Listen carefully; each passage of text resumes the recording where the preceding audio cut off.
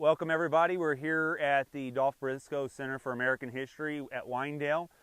We have a result demonstration peach orchard here, and today we're just going to give you a brief overview of what we have and talk to you a little bit about properly planting a tree. But behind us you'll see that we have some established peach trees. These peach trees were planted 3 or 4 years ago. These trees are actually some of the newest breedings from Texas A&M University, I believe through Dr. Burns' breeding program. And today we plan on planting some of the more known varieties, things that would be common for you to have at your house. And the 3 that we particularly have in this orchard that we'll compare is going to be a June Cold, La Feliciana, and a Sam Houston. Those are in the 650, 600, and 500 chill hour range. Make sure you pay attention to what chill hours are known for your area. The south end of Fayette County will be typically around 400 versus the north end up here, up around Round Top where we're at, is in the 600 range. So make sure you keep that in perspective as you select your fruit trees. One of the things we're planting right now is a persimmon tree, and one of the things that, if y'all remember the talk, that they we're making the point of when we planted these trees, we need to be watching for girdling roots. And so when we took this tree out of the pot, we thought this is a perfect example to show how these roots can girdle on us, especially for trees that might have been in a pot a little longer than intended. And so here's a perfect example. You can see this root is coming all the way around this tree. So what we'll simply do is we can just simply come in here and cut this off. And as we get through this process here in a little bit to plant this tree, we can get this out of here and out of the way, and then move forward a little bit. But we can also see a lot of these other little roots, the finer roots, are starting to grow up and girdle as well. And so as we get this tree in the hole, we want to make sure that these are broken up and loosened up so these will move freely into that dirt going away from the tree. All right, here's another example of some girdling on some of the roots. These aren't as obvious because they're not as big in diameter as the one that we saw earlier, but here's an example of some of the smaller ones, and as we pull them off, or you see them, they're wrapping themselves around this tree quite a bit. And so some of the simple things to do, these really probably aren't necessarily big enough for us to get the pruning shears out for, but so all we can do is just use a quick pocket knife. You can use a box cutter, something of that nature, and just kind of come through here and cut this loose. Probably ideal place to do this will be over the hole, but for a better video we're doing it out here. But we're just wanting to sit here and break this up and go around the tree in a sense, and obviously be careful so you don't cut yourself. But you can really see these roots here. And so again, if you were at Winedale for our fruit tree seminar or not, the whole concept here is to break these roots up and get them loose or cut them so they're ready to grow out. And as we dug that hole, hopefully slightly wider or more significantly wider than the actual hole that the pot needs to be into or the plant needs to go into, those roots, as they start to grow, they'll go out into that soil versus continuing to want to wrap around the tree. All right, so here we've already dug our hole. Just a reminder, it's good to dig that hole wider than what we need to.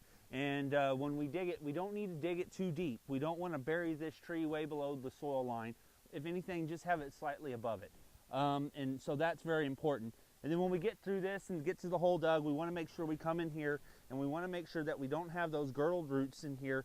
Break that up. And then once we do that, and we're going to go ahead and start bringing the soil back in, and we want to make sure we don't have any loose air pockets in here.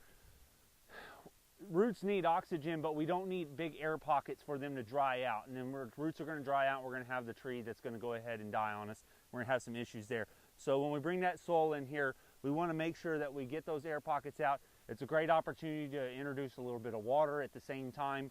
This time of the year for us, the way it's been the last few months, we've had quite a bit of moisture, so we're going to be really cautious on using too much moisture because we also have more rain in our forecast. So we want to make sure that you bring that in, get those air pockets out, and get that soil settled in around this tree really well. And then once we do that, then we'll come back and we'll show you a quick demonstration on pruning. All right, now we've got the hole filled in here and the tree's ready to go to be getting a little bit of pruning on it. And when we prune these trees, there's different ways that you can prune a peach tree. But typically from an industry standpoint, we're going to open it up and have an open center is really what we're after. And when we do that, what we're looking for is 3 to 4 or so lateral branches that are going to be the primary thing that everything's going to focus on. And this tree is probably a really good example where we have one here, a second, and a third. They're pretty evenly spaced around this tree here. And so what we'll do is we'll just come in here and we'll snip the top off, and then this will be our lateral branches. And when this tree starts to bloom this year, it'll sprout out, and then we'll start training and pruning accordingly. When we planted this tree, there's no reason to go ahead and fertilize it at this time. Let's hold off on that fertilizer. Let's let this tree get established before we get into fertilizing and pushing that growth. All right, as we wrap up here from planting trees and doing some different things from a demonstration standpoint, we just want to point out a few things. First off, it's pretty obvious to see in our orchard here are cages. And these cages are by design, obviously because of deer. Here at Winedale, this is state property, university property, and unfortunately they have a little higher deer density in this area, this part of the county. And so if we don't put these things up, we'll lose trees from rubbing, or as these trees try to bud out, the deer will eat on them pretty hard and really cause some problems. So what we originally did here is we just have 3 T-posts in the ground. They're about 6 feet in diameter across this area. And if I remember my calculations, it was about 20 foot of a wire here per tree. And so it can get kind of expensive. I think in another part of the orchard we have one that just has 2 T-posts. So you can find some ways to cut some of those costs as needed. You don't need really high dollar or expensive wire. You're just wanting to have something that has a little bit of height to it is what you're after. The other thing that we want to point out here is you'll see that you got a lot of disturbance and it's bare for around the tree at this point. But we will be needing to do some weed management here. Basically getting a non-selective herbicide and controlling that and knocking those weeds back and away from that tree so that tree doesn't have to compete for water or nutrients will make that tree have a little bit more vigor and grow for us like we're after. And so big thing though is especially when those trees start to bud out and leaf out, if you have a non-selective contact type of herbicide, make sure you don't get that on those leaves, and you try to minimize how much gets drift or overspray onto that tree to avoid any kind of herbicide damage. You will see we do have some black tubing here. We did have some irrigation that was put in here. I think there's 3 drip emitters per tree at this particular orchard. I don't remember if it was ½ gallon or 1 gallon per hour, but make sure you learn that as you get ready to put an irrigation system in, or if you're just planning on hand watering a handful of trees that you might have. If you have any questions, please don't hesitate to contact your county extension agent. Don't forget that our new landowner program with Colorado, Austin, Fayette, and Washington counties will be having our new landowner horticulture program. We believe it'll be out here on September 20th at Winedale. So make sure you mark your calendar for that afternoon, and you can come out and learn a lot more about horticulture and fruit trees that you might be interested in.